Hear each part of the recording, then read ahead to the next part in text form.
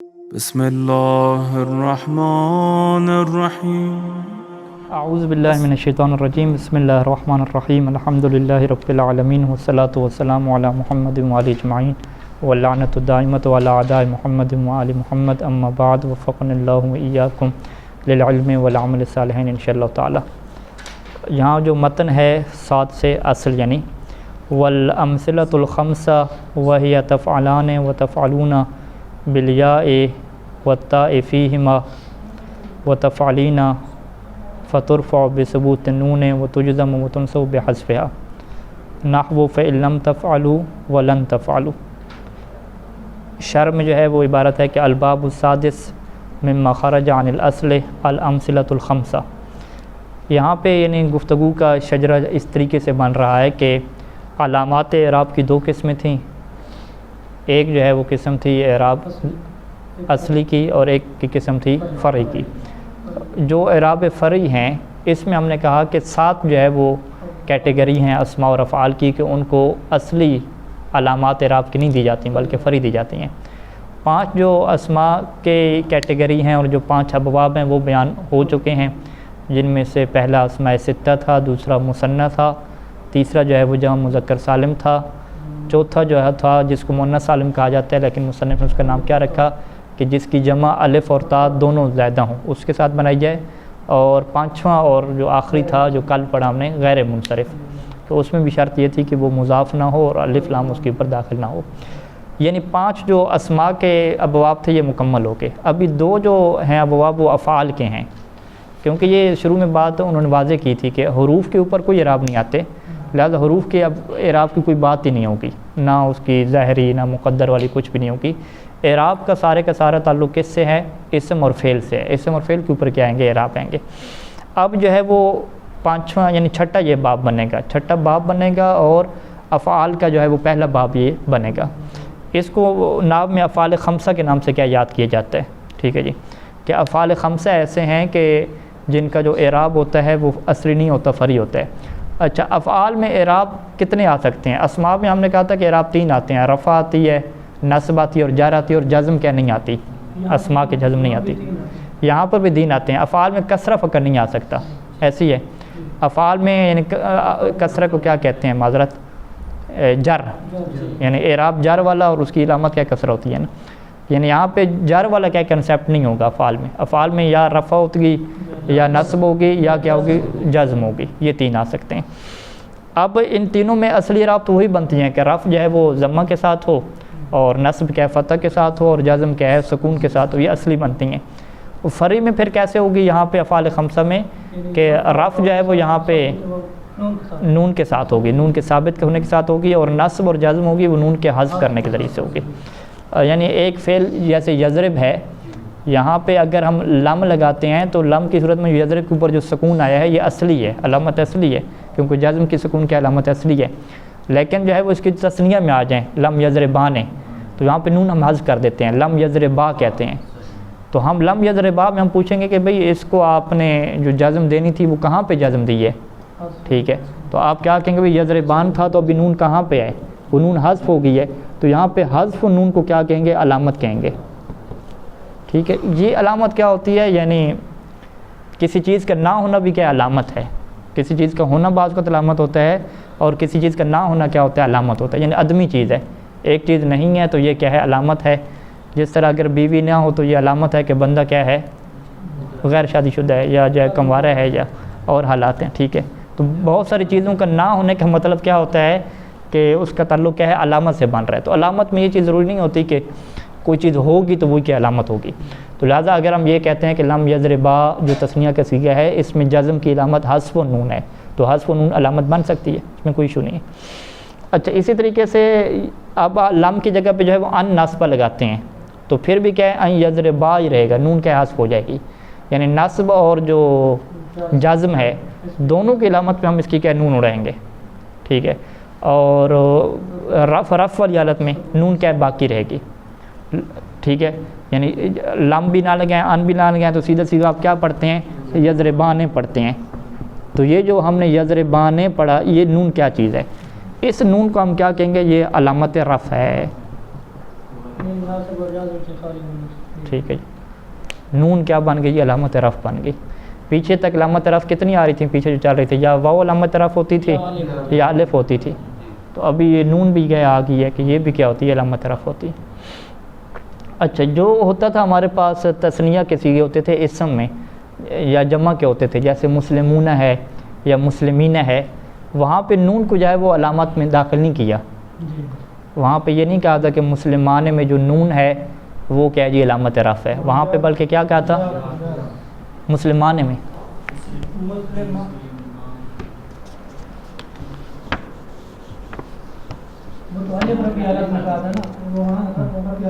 یہ کیا ہو گیا؟ یضربان ہو گیا، اسی کا جو ہے ہم اس میں فائل بنا لیتے ہیں، ضاربان ہو گیا، ٹھیک ہے۔ یعنی دونوں میں علامت رفع کہاں پہ ہے؟ اگر آپ فعل میں آئیں گے تو آپ یہاں پہ کیا کہیں گے کہ یہ جو نون ہے نا اس کی، یہ نون کیا ہے؟ علامت رفع ہے، یہ نون کیا ہے؟ علامت رفع ہے۔ لیکن اسم میں جب آپ جاتے ہیں تثنیہ کے صیغے میں تو وہاں پہ نون کو علامت رفع نہیں کہتے، بلکہ یہ جو الف ہے نا اس کے اوپر لگی ہوئی ہے، اس کو آپ کیا کہتے ہیں کہ یہ الف کیا ہے جی؟ علامت رفع ہے، ٹھیک ہے۔ نون جو ہے وہ تنوین کے وزن میں ہے یا جو بھی اسے آپ تعبیر کریں، تو لہٰذا جو ہے وہ ان چیزوں میں کیا ہے انسان بعض وقت کنفیوز ہو سکتا ہے، تو یہ چیز ہمارے نزدیک کلیئر ہونی چاہیے کہ اسماء جو جمع کی شکل میں ہے یا تثنیہ کی شکل میں ہے اس میں جو علامت رفع ہے وہ واو الف یا میں سے استعمال ہوگی، وہاں پہ نون کے علامت رفع کے طور پہ استعمال نہیں ہوگی۔ لیکن جب افعال کی بات آتی ہے تو وہاں پہ خود جو نون ہے یہ کیا ہے؟ رفع کی علامت کے طور پہ استعمال ہوگی۔ بس یہ چیز بنیادی کنسیپٹ ہے اور باقی عبارت میں ساری چیزیں واضح ہوں گی انشاءاللہ۔ پہلے شرح میں آ جائیں کہ الباب السادس مما، چھٹا باب ان چیزوں میں سے کہ خارج عن الاصل کے جو علامات اصلیہ سے خارج ہو جاتے ہیں، وہ الامثلۃ الخمسہ، 5 کے ہیں ہمارے پاس مثالیں ہیں۔ یہ جو لفظ مثال ہے یہ صیغہ کے لیے بھی کیا استعمال ہوتا ہے، یعنی 5 صیغے ہیں ہمارے پاس۔ وہی ان امثلہ خمسہ سے کیا مراد ہے؟ کل فعل مضارع، ہر فعل مضارع، ٹھیک ہے، یعنی تسمیہ اس سے فعل ماضی کا کوئی تعلق نہیں ہوگا۔ فعل ماضی کے بارے میں شروع میں ایک بحث آئی تھی جب معرب اور مبنی کی بات ہوئی تھی، تو وہاں پہ ہم نے ماضی کو تمام صیغے کیا قرار دیے تھے؟ مبنی تھے، سارے کے سارے صیغے نا، ہاں سارے کے سارے صیغے مبنی تھے، یعنی کچھ صیغے مبنی الفتح تھے، کچھ کیا تھے؟ مبنی الضم تھے، اور کچھ کیا تھے؟ مبنی السکون تھے۔ وہاں پہ 3 قسمیں بنائی تھی ماضی کی، تو یعنی ماضی کس میں چلا گیا؟ مبنی میں چلا گیا تھا، اور پھر کہا تھا کہ مضارع اور امر کس میں رہیں گے؟ یہ معرب میں رہیں گے، اور کچھ صورتیں اس کی کیا رہیں گی؟ مبنی رہیں گی۔ مضارع میں مبنی مثلا کون سے تھے؟ نون اناث والے، نون مؤنث جب جمع کی لگے گی، ہاں نون مؤنث جو جمع مؤنث کے جو سیکھے، ہاں یہ کیا ہو جائیں گے؟ مبنی ہو جائیں گے۔ اچھا، بہرحال یہ چیز ایک دفعہ دیکھیے گا پچھلی بحث میں، یعنی پورے 14 صیغے آپ مضارع کے بنائیں، اس میں سے جو مبنی ہیں، ہاں 2 جو مبنی ہیں ان کو الگ کریں، باقی سارے کیا ہو جائیں گے؟ معرب ہو جائیں گے۔ باقی جب معرب ہوں گے تو پھر ان کا آپ اعراب چیک کرتے ہیں کہ رفعی میں کون سا آتا ہے، نصبی میں کون سا آتا ہے، اور جزم میں کیا کیا آئے گا۔ اس کی جو ہے نا 4 صورتیں بناتے ہیں، پہلی صورت میں آتے ہیں 4 جو ہوتا ہے، اس میں ہوتا ہے رفع اور ضمہ کے ساتھ، نصب فتح اور جزم سکون کے ساتھ، پھر آ جاتے ہیں ہاں اصلی، یعنی اصلی کو الگ کرتے ہیں، فریق کو الگ کرتے ہیں۔ اس طریقے سے آپ لوگ ایک نقشہ بنائیں بیٹھ کے، اس کی پریکٹس ہوگی مزید۔ اچھا، امثلہ خمسہ یا صیغہ خمسہ یا افعال خمسہ کی کیا تعریف ہے؟ کل فعل مضارع، ہر فعل مضارع ہونا چاہیے، کیونکہ ماضی کی بات ہم نہیں کر سکتے، وہ تو ویسے ہی مبنی ہوتا ہے۔ اور فعل امر کے بارے میں کیا اسٹیٹس تھا مصنف کا؟ مخاطب کے صیغے جو ہیں وہ امر حاضر جو ہے پورا کا پورا مبنی ہے، امر حاضر بھی کیا قرار دیا؟ مبنی قرار دیا تھا۔ ہر فعل مضارع، مضارع پیچھے بچا تھا معرب میں سے، اس کے 2 صیغے نکال کے، تو اس کے بارے میں ہم بحث کر سکتے ہیں۔ ہر وہ فعل مضارع کے اتصلت بہی الف الاثنین، کہ جس کے ساتھ تثنیہ کی کیا ہو؟ الف ہو، ٹھیک ہے، ابھی بات جاری ہے پوری۔ جیسے یقومان للغائبین، ٹھیک ہے، یقومان کس کے لیے ہے؟ غائبین کے لیے۔ غائبین کیا ہے؟ تثنیہ کا صیغہ ہے، لام جارہ داخل ہوئی ہے، غائبین مجرور ہے۔ اس میں آپ کیا کہیں گے کہ نون کے اوپر جو کسرہ ہے یہ اس کی علامت جارہ ہے، یا کیا اس کی علامت جارہ ہے؟ یا، یعنی نون کے اوپر جو مکسور ہے یہ علامت جارہ آپ نہیں کہیں گے، آپ کہیں گے یہاں پہ جو یا ہے یہ کیا علامت جارہ ہے۔ اچھا، یقومان کیا ہے؟ للغائبین، یعنی 2 غائب کے جو صیغے ہیں یقومان، 2 غائب کے صیغے کیسے بنتے ہیں؟ ایک جو ہے وہ مذکر کا ہو گیا اور ایک کیا مؤنث کا ہو گیا، دونوں سیم ہوتے ہیں نا، ایک جیسے ہوتے ہیں، یہ فرق ہوتا ہے، تا کا فرق ہوگا نہیں، یضرب و یضربان یضربون تضرب و تضربان، ٹھیک ہے، یہ دو ہو جائیں گے. یعنی غائبین کے جو دو صیغے ہوں گے اس میں یقومانے میں ایک میں یا ہوگی اور دوسرے میں کیا ہوگی؟ تا ہوگی. تو لہٰذا یہ مصنف نے یہاں پہ کیا کہا پھر؟ تو ایک جیسی کہہ دیا نا کہ جیسے یقوما، ہاں تو ہاں یقومانے تو دو غائب کے نہیں بن سکتے نا. غائب مذکر کا تو یقومانے ہوگا، مؤنث کا تو تقومانے ہو جائے گا نا. ہاں وہ تقومانے تو آگے بتا دیا، کہاں آگے بتا دیا؟ چلیں یہ پوری بات ہم کر دیں. یہ شاید کہنا چاہ رہا ہے کہ یقومان جو ہے وہ دو غائب کے لیے ہیں، یعنی دو غائب شخصوں کے لیے اس صیغے کی طرف متوجہ کرا رہا ہے. شاید یقومانے صیغے کی طرف ہی متوجہ کرا رہے ہیں، تعبیر کر رہے ہیں جو ہے یہ دو غائب مردوں کے لیے ہی ہے. اچھا یعنی دو صیغے نہیں بتا رہے، نہیں بتا رہے، پھر وہ صیغے کی طرف ہی متوجہ کرا رہا ہے کہ یہ جو صیغہ میں بول رہا ہوں یہ ہے ہی تسنیے کے لیے. جیسے اس نے آگے کہا کہ تقومانے للحاضرین، دو حاضروں کے لیے. نہیں ایک، یعنی ایک آپ کہہ رہے ہیں بتانا چاہ رہے ہیں، دو نہیں بتانا چاہ رہے. چلیے وہ دو فرد لے رہا ہے، صیغہ ایک بتانا چاہ رہے ہیں نا. ہاں یہ بات آپ اسی بات پہ پکا رہیے گا تو گڑبڑ ہو جائے گی. ٹھیک ہے چلیں فی الحال ہم اپنی بات کی تعداد پوری کرتے ہیں، پھر آتے ہیں قبلہ صاحب نے استعمال دیا. یقومان للغائبین، یعنی یقومان جو دو غائب کی صیغے میں بنا رہا ہوں کہ ایک غائب جو ہے وہ مذکر ایک مؤنث کے، یہ دو صیغے ہو گئے، 5 پورے کرنے ہیں نا. تقومان کیا ہو گئے؟ للحاضرین، یہ دو حاضرین کے لیے ہو گئے. ٹھیک ہے، تضربان اور تضربان یہ تو سیم رہیں گے. ٹھیک ہے، مؤنث اور مذکر اس میں ایک جیسے رہیں گے. 2 اور 2 کتنے ہو گئے؟ 4 ہو گئے. اور واو الجمع، یا جو ہے وہ واو جم کے ساتھ ہو، جیسے یقومون. ٹھیک ہے یہ کتنے ہو گئے؟ 6 ہو گئے. یہاں پر ایک اور اعتراض ہی بنتا ہے، اگر ہم یہاں پہ وہ دو فرد مراد لیں نا، جبکہ اوپر ہم نے کہا الباب الخامس مما خارج المرسل امثلۃ الجنس، یعنی اس کے لیے 5 صیغے آتے ہیں. وہ آپ کو میں بتاؤں گا کہ دیکھیں 5 صیغے وہ کیوں کہتے ہیں، اس کی وجہ ہے. ٹھیک ہے وہ 5 کیوں کہتے ہیں، ابھی آپ گنتے جائیں نا کتنے بن رہے ہیں آخر پہ، 5 کیسے بنتے ہیں. ٹھیک ہے یہ 2 4 ہو گئے. واو جم والے جیسے کہ نحو یقومون، للغائبین کا للغائبین کہا تو جم کے کتنے بنیں گے؟ للغائبین یقومون میں واو جم کے ساتھ ہوتے ہیں. نہیں واو جم کہاں پہ آتی ہے، یہ لکھنے پڑیں گے.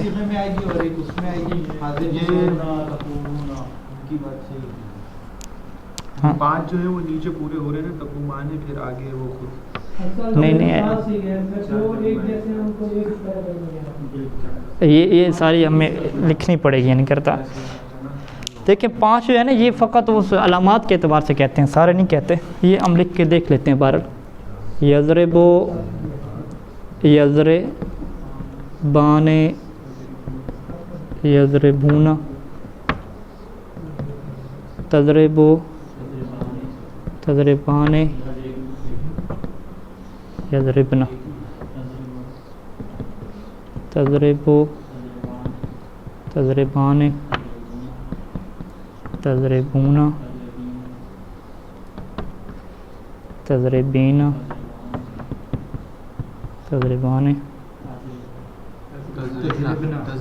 یضربنا تضربنا. ہاں پاکستان والے رٹے ٹھیک ہیں گردانوں کے، نجف والے خراب.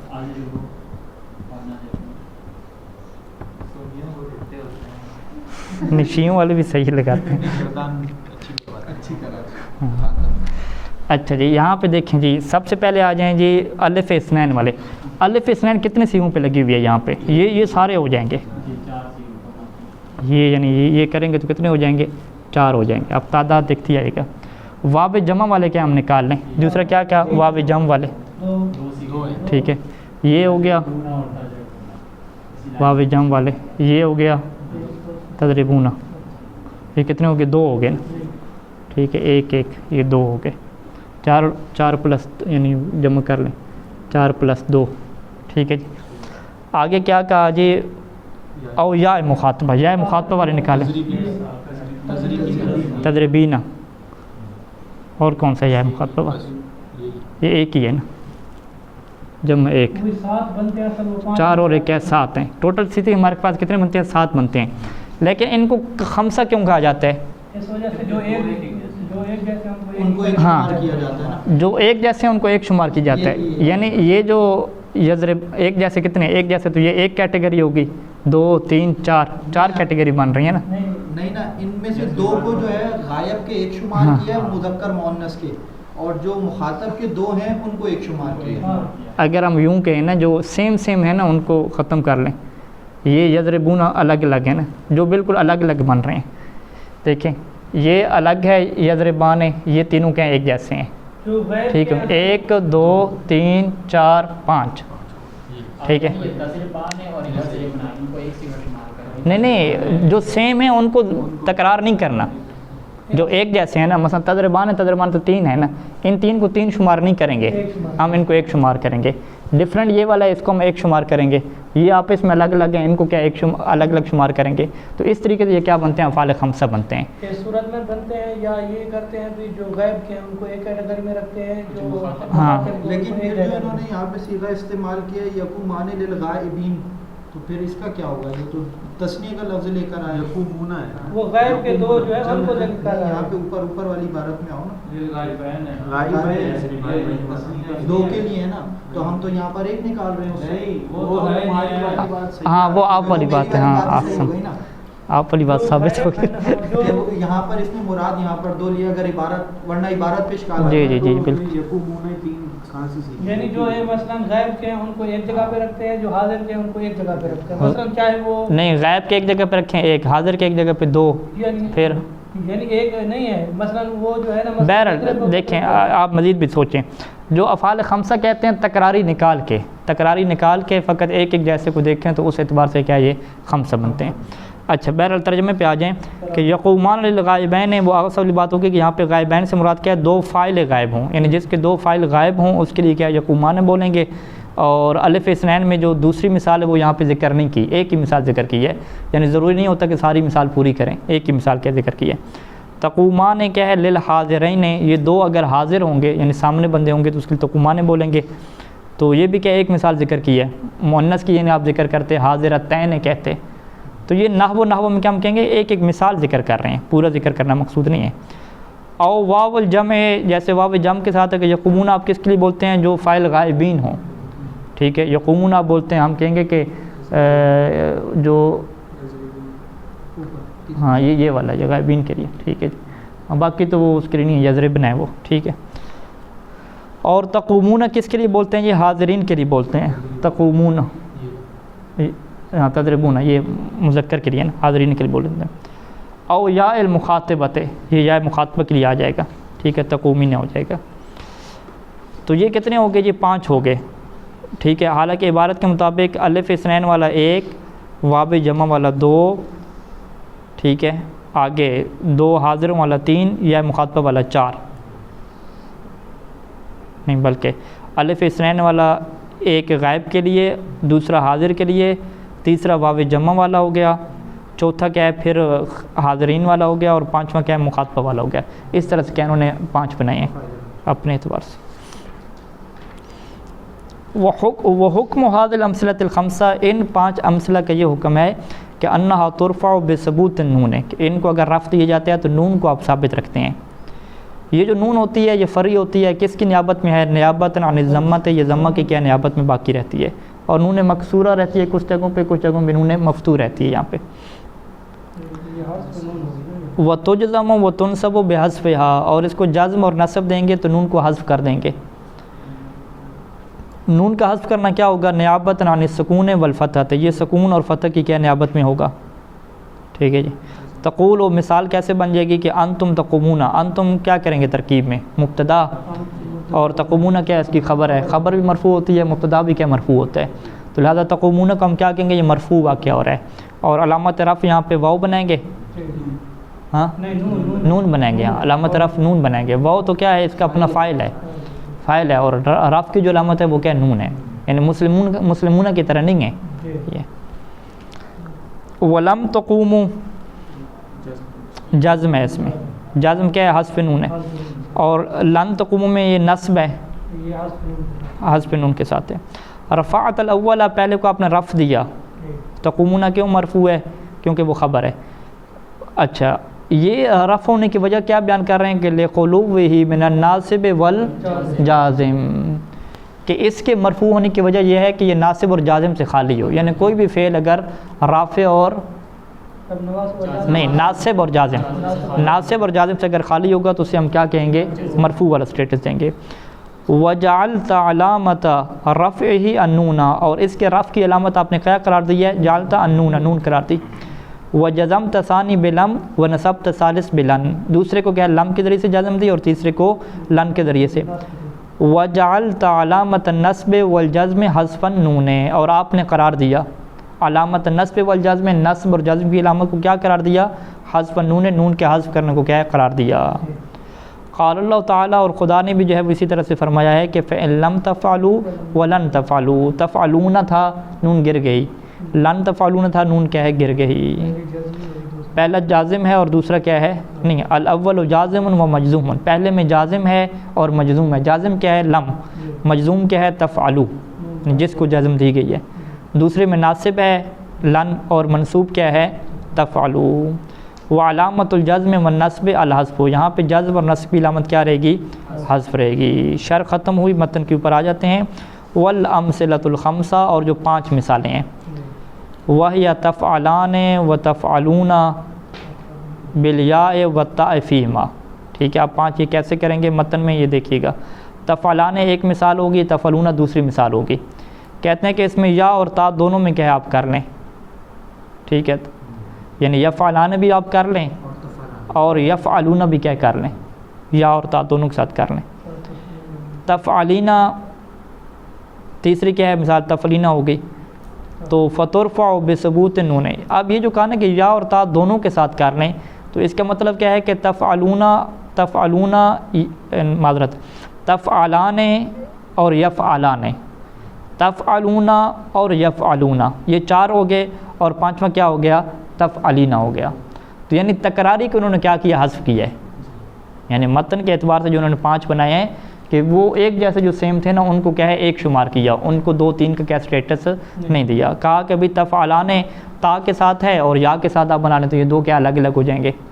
اسی طریقے سے تفعلون تا کے ساتھ ہے تو ایک یا کے ساتھ بنا لیں تو یہ کیا 2 الگ الگ ہو جائیں گے۔ تفعلینا تو ویسے بھی کیا الگ ہے۔ تو اسے کیا کہتے ہیں کہ افعال خمسہ، حالانکہ جو 7 ہوتے ہیں، ان 7 کو 5 کہنے کی کیا وجہ ہے کہ جو 2 تکراری ہوتے ہیں، ایک جیسے ہوتے ہیں شکل و صورت کے اعتبار سے، ان کو کیا ہم کر دیتے ہیں؟ حذف کر دیتے ہیں، ان کو ہم گنتی میں شمار نہیں کرتے۔ گنتی میں ہم انہیں کو شمار کرتے ہیں کہ جن کی شکل کیا ہے آپس میں مختلف ہے۔ تو لہٰذا جس کے 2 بچے ایک جیسے ہوں تو وہ ایک ہی شمار کریں گے اس کارن کا۔ فترفع بثبوت النون، یہاں پہ جو ہے رفع کیسے دیں گے؟ نون ثابت کرنے کے ساتھ، نون کو باقی رکھنے کے ساتھ، اور تجزم و تنصب بحذفها بحذف نور، وہ جو ہے قرآن مجید کی آیت ہے فَإِن لَمْ تَفْعَلُوا وَلَن تَفْعَلُوا۔ چلیں اتنا کافی ہے جی۔ اللہم صلی علی محمد۔